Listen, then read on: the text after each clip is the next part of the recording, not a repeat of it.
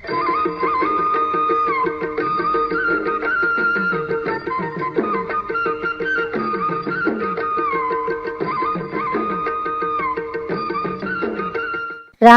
బానిస పిల్ల రెండవ భాగం.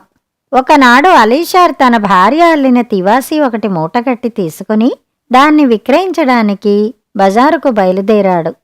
అతనికొక దళారి ఎదురుపడి తివాసీ అమ్మి పెట్టడానికి ఒప్పుకున్నాడు. ఇద్దరూ దుకాణాల ముందుగా వెళుతూ బేరం చెప్పుతుండగా వారికి ఒక అపరిచితుడు ఎదురుపడి ఆ తివాసీని 60 దీనారాలకు కొంటానన్నాడు. అలీషార్ అమ్మనంటే బేరం 100 దీనారాలకు పెంచాడు. కాని అలీషార్కు అమ్మటం ఇష్టం లేదు. ఎందుచేతనంటే అపరిచితులకు అమ్మవద్దని జమురుద్ ఇదివరకే అతనికి చెప్పి ఉండడం చేత అతను కొత్తవారికి ఆ తివాసీని అమ్మకూడదని నిశ్చయించుకున్నాడు. అయితే దళారీ మాత్రం అతని చెవిలో ఇంత మంచి బేరం పోనివ్వవద్దని సలహా ఇచ్చాడు. అసలు సంగతేమిటంటే ఆ అపరిచితుడు దళారీకి అదివరకే 10 దీనారాలు లంచం పెట్టి ఈ బేరం కుదర్చమని కోరి ఉన్నాడు. తన తివాసీలను తెరలను తెలియని వారికి ఇవ్వవద్దని జమురుద్ హెచ్చరించినప్పటికీ దళారీ వాడి నిర్బంధంతో అలీషార్ బేరం ఒప్పుకున్నాడు. డబ్బులు తీసుకుని అసంతృప్తిగా అలీషార్ ఇంటిదారి పట్టాడు. కొంత దూరం వెళ్లి వెనక్కి తిరిగి చూస్తే తివాసీ కొన్నవాడు తన వెనకే వస్తుండడం అతనికి కంటపడింది. అతను ఆగి, మీ జాతి వాళ్ళకి ఈ ప్రాంతంలో ఏమీ పని ఉండదే, ఎందుకిటు వస్తున్నావు అని అతన్ని అడిగాడు. నాకీ వీధి చివరన కొంచెం పని ఉంది అన్నాడతడు. కాని అలీ తన ఇంటి గుమ్మం చేరుకునేసరికి పక్క సందులో నుంచి వచ్చి వాడు కూడా హాజరయ్యాడు. నన్నెందుకిలా వెంటాడుతున్నావురా పాపిష్టి వెధవా అన్నాడు అలీషార్ కోపంగా. నేను కావాలని వెన్నంటి రాలేదు, నోరు ఆర్చుకుపోతున్నది, దాహానికి కాస్త నీరిప్పించండి, మిమ్మల్ని అల్లా కటాక్షిస్తాడు అన్నాడు అపరిచితుడు. ఎంత నీచుడైతే మటుకు దాహమంటుంటే నీరు నిరాకరించడం ఎలా? అలీషార్ తలుపులు తెరిచి ఇంట్లోకి వెళ్ళి నీటి కూజా తీసుకుని మళ్లీ బయటికి పోబోతుండగా జమురుద్ తలుపు తెరిచిన అలికిడి విని యువతలికి వచ్చి, ఇవాళ ఇంత ఆలస్యమైందే, తివాసీ అమ్ముడుపోయిందా? కొన్నవాడు పరువైన వర్తకుడా లేక ఊరు పేరు లేనివాడా అన్నది. ఇవాళ అంగళ్లలో రద్దీ జాస్తి కావటం చేత కొంచెం ఆలస్యమైంది. తివాసీని పరువైన వాడికే అమ్మాను అని అలీషార్ బొంకాడు. ఆ నీరెవరికి అని ఆమె అనుమానంగా అడిగింది. దళారీ వాడికి, నాతో వచ్చాడు అంటూ అలీషార్ బయటికి వెళ్ళాడు. కాని బానిస మనసులో ఏదో ఆరాటం సాగింది. ఏదో ప్రమాదం జరగబోతున్నట్టు ఆమెకు తోచింది. అతను అలీషార్ నుంచి కూజా అందుకుని నీరు తాగి కూజా అలీషార్కి తిరిగి ఇచ్చేశాడు. వెళ్ళిపోతాడని అలీషార్ ఎంతసేపు చూసినా కదల్లేదు. ఇంక వెళ్ళిపో అన్నాడు అలీషార్. అయ్యా, ఒక్క చిన్న ఉపకారం చేస్తే అది కలకాలం ఉంటుంది. అలాంటి పనులు చేసే బుద్ధి తమకు అల్లా ఇవ్వలేదా? నా దాహమైతే తీరింది గాని ఆకలి దహించుకుపోతోంది. ఏమీ వద్దు, ఇంత ఎండిపోయిన రొట్టె ముక్క ఉల్లిపాయ అయినా సరే నా మొహాన వేస్తే ఆకలి తీర్చుకుంటాను. మా ఇంట్లో ఇంత ఆహారం కూడా లేదు, మాట్లాడక ఇక బయటికి నడు అన్నాడు అలీషార్. ఇంట్లో ఏమీ లేకపోతే బజార్లో దుకాణం నుంచి మీగడ రొట్టె అయినా తెప్పించండి, లేకపోతే అల్లాపై ఒట్టే, నేను తివాసీకి ఇచ్చిన 100 దీనారాలు ఇంకా మీ వద్దనే ఉన్నాయి కదా, ఆకలిగొన్నవాణ్ణి బయటికి తరమడం మీకు మాత్రం ఏమంత ప్రతిష్ట అన్నాడు అతను. ఆ దుర్మార్గుడి పైన అలీషార్కు ఎంత మంటగా ఉన్నా వాడి కోరిక తీర్చక తప్పలేదు. ఉన్నచోటి నుంచి కదలవద్దని అపరిచితుణ్ణి హెచ్చరించి అలీషార్ బయటికి వెడుతూ తలవాకిలికి భద్రంగా తాళం పెట్టి దుకాణానికి వెళ్ళి వెచ్చవెచ్చని రొట్టెలు, హల్వాలు, పళ్ళు, ఇతర అపక్వాహారాలు కొనుక్కుని తిరిగి వచ్చాడు. అవన్నీ చూసి అపరిచితుడు, ఆహా, ఏమి అతిథి సత్కారం, ఇవన్నీ తెచ్చారెందుకు? వీటితో 10 మందికి విందు చేయవచ్చునే, తమరు కూడా నాతో పాటు భోజనం చెయ్యాలని నా ప్రార్థన అంటూ అలీషార్ను నిర్బంధించి ఒప్పించాడు. ఇద్దరూ భోజనానికి కూర్చున్నారు. భోజనం మధ్యలో అపరిచితుడు ఒక అరటిపండులో రహస్యంగా మత్తుమందు పెట్టి, తమరీ పండు నా చేతిమీదుగా పుచ్చుకోవాలి అని అలీషార్కి ఇచ్చాడు. అరటిపండు తింటూనే అలీషార్ స్పృహ తప్పి పడిపోయాడు. మరుక్షణమే అపరిచితుడు చివాలను లేచి వీధిలోకి వెళ్ళాడు. అక్కడ అప్పుడే అతని మనుషులు ఒక కంచరగాడితో సహా పొంచి ఉన్నారు. వారి వెంట ముసలివాడు రషీద్ అల్దీస్ కూడా ఉన్నాడు. ఈ ముసలివాడై జమురుద్దును కొనడానికి ప్రయత్నించి విఫలమైనవాడు. ఈ అపరిచితుడు అతడికి స్వయాన తమ్ముడే. ఇతడి పేరు బర్సూం. బర్సూం తన అన్నతో తన పన్నాగమంతా వివరంగా చెప్పాడు. అన్నదమ్ములిద్దరూ వారి మనుషులు అలీషారింట చొరబడ్డారు. జమురుద్దు ఉండే చోటికి వెళ్లి క్షణంలో ఆమె నోట గుడ్డలు కుక్కి ఆమెను కంచరగాడితిపై వేసి తిన్నగా ముసలి రషీద్ ఇంటికి తీసుకుపోయారు. ముసలాడు ఆమెను తన ఇంటిలోని మారుమూల గదిలోకి తీసుకుపోయి ఆమె నోట కుక్కిన గుడ్డలు తీయించి, జమురుద్, ఇప్పుడు నీవు నా చేతిలో చిక్కావు. ఇంక నన్ను కాదని ఆ వెధవ అలీషార్ వెంట ఎలా వెడతావో చూస్తాను.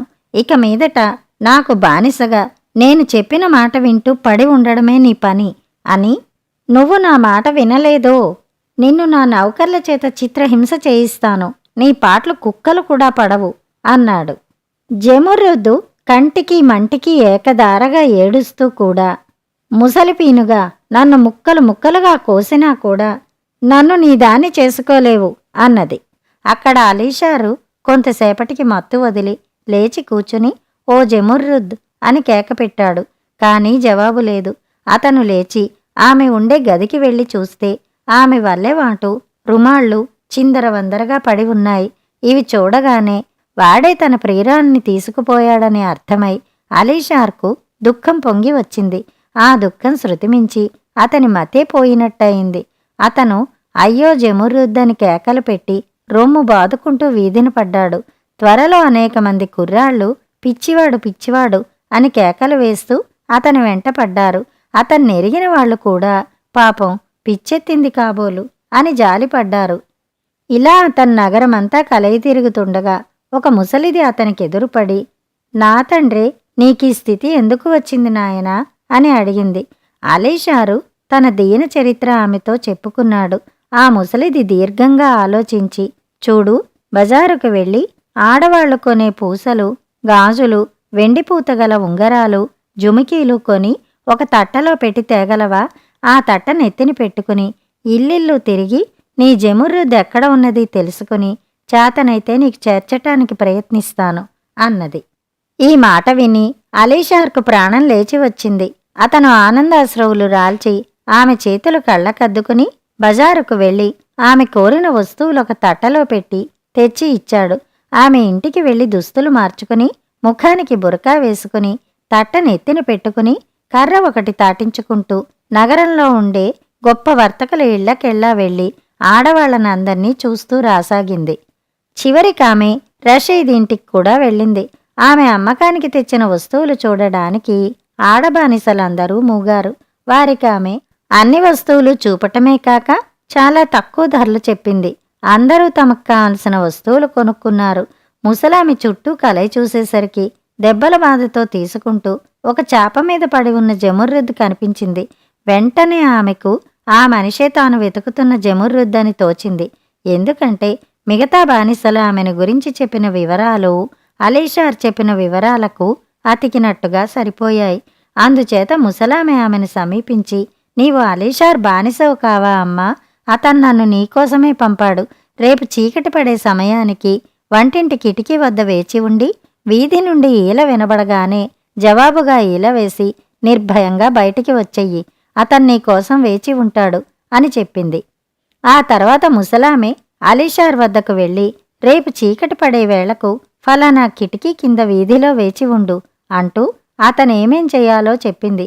అలీషార్ ఆమెకు తన కృతజ్ఞత చెప్పుకుని బహుమానంగా ఏదో ఇయ్యబోతే ముసలామి తీసుకోక, నీ ప్రయత్నం నిర్విఘ్నంగా సాగితే అదే 10,000 అని తన ఇంటికి వెళ్ళిపోయింది. మర్నాడు చీకటి పడే సమయానికి అలీషారు రషీద్ ఇంటి బయట వంటింటి కిటికీ వద్దకు చేరి అక్కడ గోడను ఆనుకుని సమయం కోసం ఎదురు చూస్తూ కూర్చున్నాడు. కాని అప్పటికి 2 రాత్రులుగా నిద్రలేని కారణం చేత అతనికి నిద్ర ఉంచుకు వచ్చేసింది. ఆ సమయంలో ఒక గజదొంగ అటుగా వచ్చాడు. ఆ రాత్రి ఆ ఇల్లు కొల్లగొట్టే ఉద్దేశంతో వాడి ఇంటిని తనిఖీ చేయడానికి వచ్చాడు. వాడటుగా వస్తూనే నిద్రపోతున్న అలీషార్ను చూశాడు. ఖరీదైన అతని దుస్తులు చూసి వాడి కళ్ళు కుట్టాయి. వాడు నేర్పుగా అలీషార్ తలపాగా పైబట్టా సంగ్రహించి తాను ధరించాడు. అదే సమయంలో ఎత్తున ఉండే కిటికీ తెరుచుకుంది. ఒక స్త్రీ ఆకారం దొంగ కంటపడింది. ఆ స్త్రీ కిందకి చూసి ఈల వేసింది. దొంగవాడు తిరిగి ఈల వేశాడు. మరుక్షణం లోపల్నుంచి ఒక తాడు కిందకి జారింది. కిటికీలో నుంచి కనపడిన స్త్రీ కిటికీలోకి ఎక్కి ఆ తాడు పట్టుకుని కిందకి వచ్చింది. దొంగ మరి ఆలోచించక ఆమె దిగటానికి తన వీపు ఇచ్చి బలం గలవాడు కావటం చేత ఆమెను మోసుకుంటూ వాయువేగంతో పరిగెత్తసాగాడు. దొంగని చూసి తన భర్తే అనుకున్న జమురుద్దు ఆ దొంగతో, అలీషార్, నీకు నడిచే శక్తి కూడా లేదని ముసలిది చెప్పింది కదా, గుర్రంలాగా పరిగెత్తే శక్తి నీకెలా వచ్చింది అని అడిగింది. ఈ ప్రశ్న విని దొంగ తన వేగం మరింత హెచ్చించాడు. అనుమానం వేసి జమురుద్ దొంగవాడి ముఖం తడివింది. అతని గడ్డం చీపురు కట్టలాగా ఆమె చేతికి తగిలింది. ఆమెకు చెప్పరాని భయం పట్టుకుంది. ఎవడవరా నువ్వు, ఎవడవరా అంటూ ఆమె వాణ్ణి ముఖం మీద కొట్టింది. ఈసరికి దొంగ నిర్మానుష్యమైన చోటికి చేరాడు. వాడు జమురుద్దును కిందకి దించి, నేనెవర్నా, నా పేరు జవాన్, దొంగను. మా ముఠాలో 40 మంది ఉన్నాం. మాకు ఆడదన్నది లేదు. నీ అదృష్టం, నువ్వు మా అందరికీ పెళ్ళం కాబోతున్నావు అన్నాడు. ఈ మాట చెప్పి వాడు ఆమెను మళ్లీ తన వీపును ఎత్తుకుని కొండల్లో తన ముఠా ఉండే గుహకు తీసుకుపోయాడు. జవాన్ జమురుద్దును తన ముసలి తల్లికి అప్పగించి, ఇవాళ రాత్రి మేం చెయ్యవలసిన దొంగతనాలు కొన్ని ఉన్నాయి. రేపు మధ్యాహ్నానికల్లా మేము 40 మందిమీ వస్తాం. అంతదాకా ఈ మనిషిని జాగ్రత్తగా చూస్తూ ఉండు అని చెప్పి వెళ్ళిపోయాడు. ఆ రాత్రి జమురుద్ కన్ను ముయ్యలేదు. తెల్లవారే లోపుగా ఆమె తన భయాన్ని వదిలించుకుని ధైర్యాన్ని చిక్కబట్టుకోగలిగింది. ఆమె తప్పించుకు పారిపోయే ఆలోచన కూడా చేసింది. ఆమె ముసలిదానితో, అత్త, మధ్యాహ్నం దాకా వాళ్ళంతా రారు కదా, అందాక మనకు పని పాటు ఉండదు. అలా ఎండలో కూర్చుందామా, నీ తల్లో పేలు చూస్తాను అన్నది. ముసలామె, అంతకంటేనా, ఈ దిక్కుమాలిన గుహలో ఒక తలంటా పాడా, తల నిండా పేలే, రాత్రులు ఒళ్ళంతా పాకుతాయి. వాటిని వదలగొట్టితేవా నిన్ను ఎంత బాగా చూడాలో అంత బాగా చూస్తాను అన్నది. ఇద్దరూ ఎండలో చేరారు. జమురుద్దు ముసలిదాని తలదువ్వి చాలా భాగం పేలు తీసేసింది. తర్వాత జుట్టు పాయలు తీస్తూ ఈళ్లు గోళ్లతో కుక్కసాగింది. ఆమె అలా చేస్తుంటే ముసలామెకి జోకొట్టినట్టయి నిద్ర వచ్చేసింది. జమురుద్ ముసలామెను వదిలేసి చప్పున గుహలోకి వెళ్ళింది. లోపల ఎన్నో రకాల దుస్తులున్నాయి. అన్నీ దొంగిలించినవే. జమురుద్ మగవాడి దుస్తులు ధరించింది. ఖరీదైన తలపాగా పెట్టుకుంది.